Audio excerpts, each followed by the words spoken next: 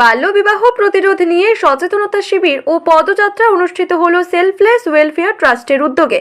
সমাজকে নব দিশা দেখাতে সেলফলেস ওয়েলফেয়ার ট্রাস্ট সদা সর্বদা বদ্ধপরিকর। বাল্যবিবাহ হলো বর্তমান সমাজের ভয়াবহ একটি ব্যাধি। এই ব্যাধি ঔষধ কিন্তু আমাদের কাছেই আছে। আমরা যদি সচেতন না হই তাহলে সমাজকে ভালো কিছু উপহার দিতে পারবো না।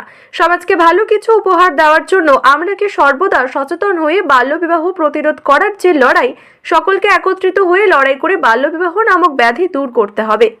আজ সেলফলেস ওয়েলফেয়ার ট্রাস্টের উদ্যোগে বাল্যবিবাহ প্রতিরোধ করার জন্য সচেতনমূলক একটি শিবির ও পদযাত্রার আয়োজন করা হয়। তার মূল উদ্দেশ্য হচ্ছে বাল্যবিবাহ দূর করা।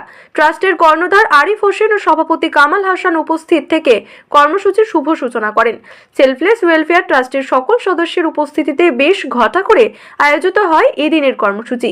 এদিনের কর্মসূচি নিয়ে কে কি বলেছেন শোনাবো আপনাদের। সাগরদিঘি থেকে জাকিরুল হকের রিপোর্ট, বাংলা নিউজ। বিষয়টা হচ্ছে, আপনারা সবাই জানেন, সেলফলেস ওয়েলফেয়ার ট্রাস্ট মানুষের সাথে মানুষের পাশে সদা সর্বদা নিয়োজিত। আজ শুধু বাল্যবিবাহ নিয়ে র্যালি করছে এমনটা কিছু নয়। বিগত দিনেও আপনারা দেখেছেন আমরা সমাজকে সবসময় সচেতনমূলক বার্তা দেওয়ার জন্য একাধিক কর্মসূচি পালন করে থাকি।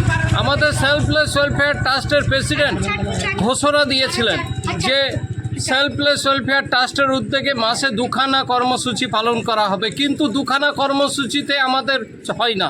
আমরা মাসে 4খানা 5খানা করে কর্মসূচি পালন করি, কারণ আমাদের কর্মসূচি মানুষের মধ্যে এতটাই প্রভাব বিস্তার করেছে।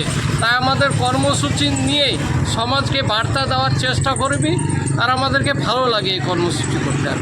বিবাহ নিয়ে একটা সচেতনমূলক অ্যাওয়ারনেস প্রোগ্রাম বা কর্মসূচি চলছিল সেলফলেস ওয়েলফেয়ার ট্রাস্টের পক্ষ থেকে, এবং সেটাও করলাম। সচেতনমূলক প্রোগ্রাম হওয়ার পরে আমরা আবার র্যালির মধ্য দিয়ে গোটা সাগরদিঘি বাজার পরিক্রমা করে এই প্রোগ্রামটা বাল্যবিবাহ প্রতিরোধ, বাল্যবিবাহ যদি অধিশপ্ত একটা বিবাহ, সেটা মানুষকে সচেতন করার জন্য এই প্রোগ্রামটা প্রস্তুত করা।